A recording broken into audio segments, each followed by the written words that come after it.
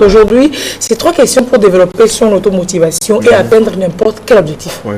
Vous dites n'importe quel objectif? Bien sûr. Vous voulez que je vous donne l'objectif en question? Allez-y. N'importe quel objectif? Allez-y. Je vous épargne de ça. Donc, on peut atteindre n'importe quel objectif. Ouais. Ben, je comprends que ça crée un tic en vous. Et je parie que la plupart des téléspectateurs également tiqués.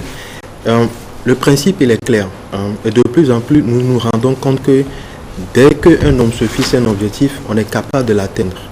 Et ce qui se passe, c'est que si j'ai l'impression que je ne peux pas atteindre un objectif, c'est simple. C'est juste parce que je ne sais pas encore comment ça fonctionne, ou c'est parce que je ne possède pas encore les compétences et les capacités pour pouvoir atteindre cet objectif. Donc, par principe, tout objectif est atteignable. Peut-être donc que je ne me suis même pas encore bien défini l'objectif. Des fois, on pense à quelque chose, mais vaguement, on n'a pas encore bien défini, bien compris pour pouvoir se donner les moyens. Bien sûr. C'est pour cela d'ailleurs que, avant de nous poser ces 3 questions, on fait 2 préalables. Le premier que vous venez de faire, et le deuxième, c'est pourquoi est-ce que je tiens à atteindre un objectif. Et il y a un auteur, Jim Collins, qui dit que si un homme décide d'atteindre un objectif, la première étape par laquelle on doit passer, c'est de définir son why. Pourquoi est-ce que je vais atteindre un objectif? Si vous arrivez à savoir pourquoi est-ce qu'un objectif vous tient à cœur, vous avez fait une grande partie du chemin. Mais généralement, nous ne savons pas pourquoi est-ce que nous voulons atteindre un objectif, ou nous suivons le mouvement, ou nous suivons la masse, ce qui fait que, in fine, nous avons l'impression que ce à quoi nous aspirons est impossible. Vous avez vu tout à l'heure, celui qui nous a précédé, il dit que pour faire ce métier, ce n'est plus une affaire de je veux le faire comme profession, mais je le fais par vocation. Donc vous comprenez que quelqu'un qui va faire quelque chose, ou bien va faire ce métier par vocation, que celui qui le fait parce qu'il veut gagner de l'argent, les 2 personnes ne le feront pas de la même manière. Bien sûr. Donc la différence commence par naître à partir de là. Bien sûr. Voilà. Et donc quand nous doutons d'un objectif, c'est parce que nous ne savons pas encore comment ça marche, ou nous ne disposons pas encore de compétences et de capacités pour pouvoir l'atteindre. Et la preuve, c'est qu'il y a quelques années, beaucoup de gens sont convaincus qu'il y a certains objectifs qui ne sont pas atteignables. Je vous donne un exemple. Il y a près d'un siècle, les scientifiques de l'époque étaient convaincus que quelque chose qui pèse plus que l'air ne pourrait pas voler. Et ils certifiaient que quelque chose qui pesait plus que l'air ne pourrait pas voler. Mais aujourd'hui, un avion peut prendre 50 personnes. Ils en construisent tous les jours, ils réfléchissent à le plus gros.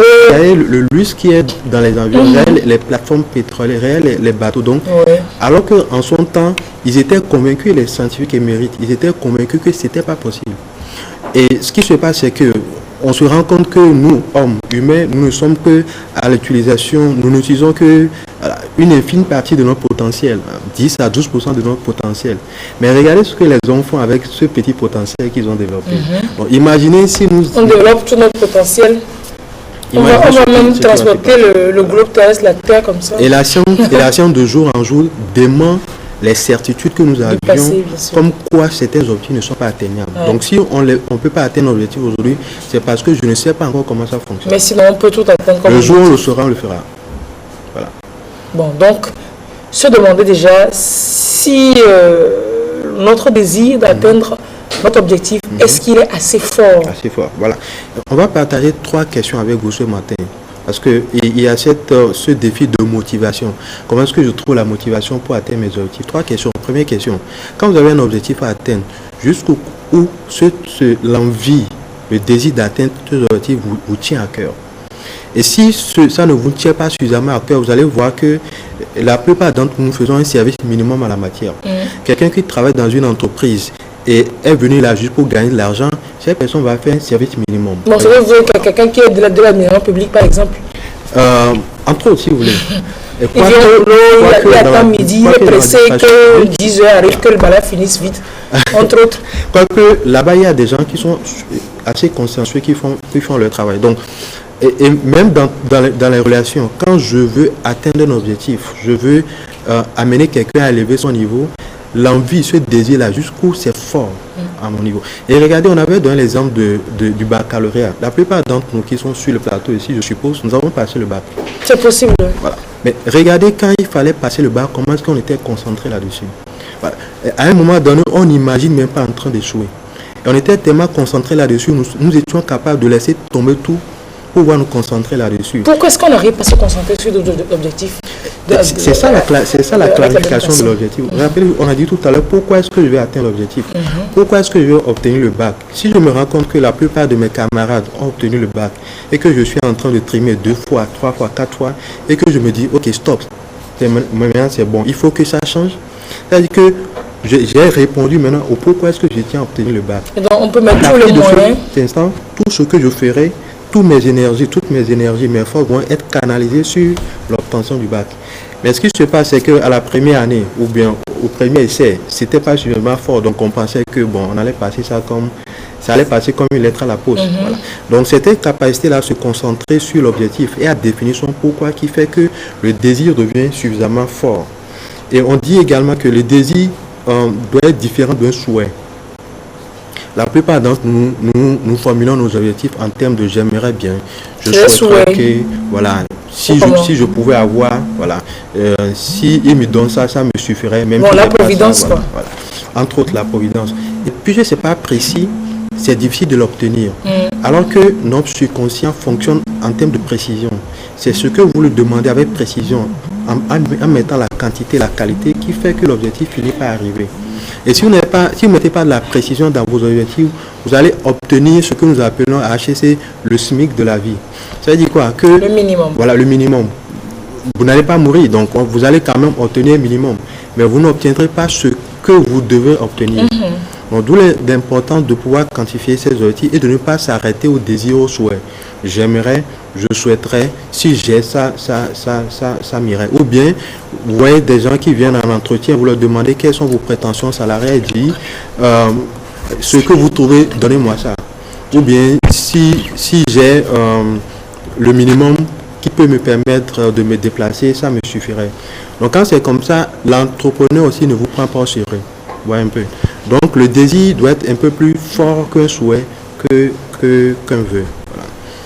Et c'est ça la première question qu'il faut se poser quand il faut trouver sa motivation. Sa motivation. Donc, il peut arriver que l'on transforme son simple désir en une obsession ardente afin d'atteindre l'objectif que l'on s'est fixé. Voilà. Et c'est la transformation du désir en obsession qui permet de pouvoir être suffisamment déterminé. Je vous donne un exemple qui va certainement nous faire sourire à nous tous. Regardez quand un homme désire une femme ou une femme désire un homme. Regardez toute la passion que nous mettons dedans quand nous désirons avoir l'attention du sexe opposé. Et il y en a qui vont jusqu'à dire je n'arrive pas à manger, je n'arrive pas à dormir, je n'arrive pas à me concentrer. Pourquoi? Toute son attention, tout son être, son corps, âme et esprit est concentré sur l'objectif de je veux l'avoir, je veux avoir ce monsieur, je veux avoir cette dame.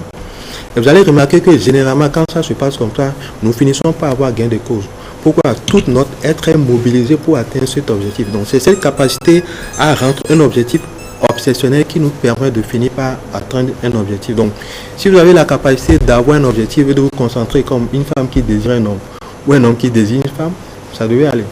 Quel que soit ce qu'on recherche. Voilà, quel que soit l'objectif. La deuxième question, vous dit, c'est de ceux de ces gens.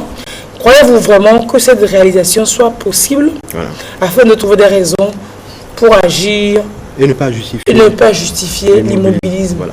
Et la deuxième question qu'il faut se poser, c'est de savoir est-ce que cet objectif est réalisable et atteignable. Quand on le dit ainsi, on n'est pas en train de demander aux gens de transformer les objectifs en objectifs réalistes. Mais demandez-vous ce que je m'en vais faire. Est-ce que quelqu'un l'a déjà fait quelque part? Est-ce que quelqu'un l'a déjà essayé et a pu réaliser ça? Si c'est parce que quelqu'un n'a pas essayé, qu'on ne peut pas l'essayer? Bien sûr. Et quand vous demandez est-ce que quelqu'un l'a déjà essayé, même si la personne n'a pas réalisé, qu'est-ce qui a manqué à la personne qui a fait qu'elle n'a pas pu réaliser ça? Mais la question essentielle à se poser, ce que je m'en vais faire, ce que je veux faire, est-ce que quelqu'un l'a déjà fait quelque part? Et nous allons parler une autre fois de la performance intentionnelle. Pour dire que le succès est quelque chose qu'on peut prévoir. Si quelqu'un réussira, on sait ça. Donc, le succès est quelque chose qu'on peut prévoir, qu'on atteint de façon intentionnelle. Donc, si je désire atteindre un objectif, est-ce que quelqu'un, quelque part, l'a déjà fait? Si la personne l'a fait, comment est-ce que la personne a procédé? Si la personne a procédé d'une manière, il est question pour moi de prendre ce mode de fonctionnement et de l'amener dans mon cas et pouvoir l'adapter afin de pouvoir atteindre cet objectif. Donc, si c'est quelqu'un l'a déjà fait quelque part, ça veut dire que chez moi aussi c'est réalisable. Bien sûr. La question de savoir comment est-ce que la personne a procédé et j'identifie le prix à payer pour pouvoir atteindre cet objectif et je travaille à pouvoir atteindre cet objectif. Donc, deuxième question à se poser, est-ce que cet objectif est réalisable et travailler à pouvoir y aller pour ne pas être dans l'immobilisme. Parce que la plupart du temps, nous trouvons des excuses pour justifier le fait que nous n'agissions pas. Et c'est ça, ce n'est que la première partie. Et ce n'est que... la première partie voilà. De ces 3 questions. On a fait une question et demie. On va faire une question et demie donc, dans la prochaine rubrique, oui. Oui, donc la troisième question, voilà, pour finir rapidement, c'est avez-vous une image mentale claire et précise de votre objectif? Parce que ce qui nous permet de réussir nos objectifs, c'est l'imagerie mentale. Quand j'ai un objectif à atteindre, quand je suis... Il faut visualiser cela. Est-ce que j'ai une image mentale claire de ça? Si je n'ai pas une image mentale claire de mon objectif, ça va être difficile pour moi de l'atteindre. Parce qu'on ne peut pas me donner quelque chose, je ne peux pas obtenir quelque chose dont je n'ai pas conscience. C'est cela. Donc il est important d'avoir une image mentale claire. On se crée le paysage dans sa tête, on vit la chose, on voit la chose, on la réalise dans notre esprit. Bien sûr. Et puis on la visualise et on travaille pour.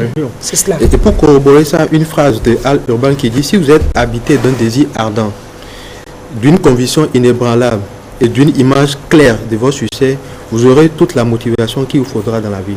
Donc 3 questions essentielles qu'il faut se poser pour trouver la motivation constamment. Première question, est-ce que votre désir d'atteindre un objectif est suffisamment fort? Deuxième question, est-ce que cet objectif est réalisable? Trouvez-vous des raisons pour agir plutôt que des excuses pour ne pas agir? Et troisième question, il faut avoir une image mentale claire et précise de l'objectif que vous désirez atteindre. Tout ça, ça nous permettra de faire des plans et de se mettre au travail afin d'arriver donc... Et naturellement, vous ne vous arrêtez pas à tout ceci. Il faut faire un plan et agir parce que sans action, vos objectifs vont rester dans votre esprit. Il faut y travailler. Super. Marcelin Gandounou, 92 86 01 46 ou alors Marcelin avec G à la fin. Marcelin @gmail.com 92 86 01 46.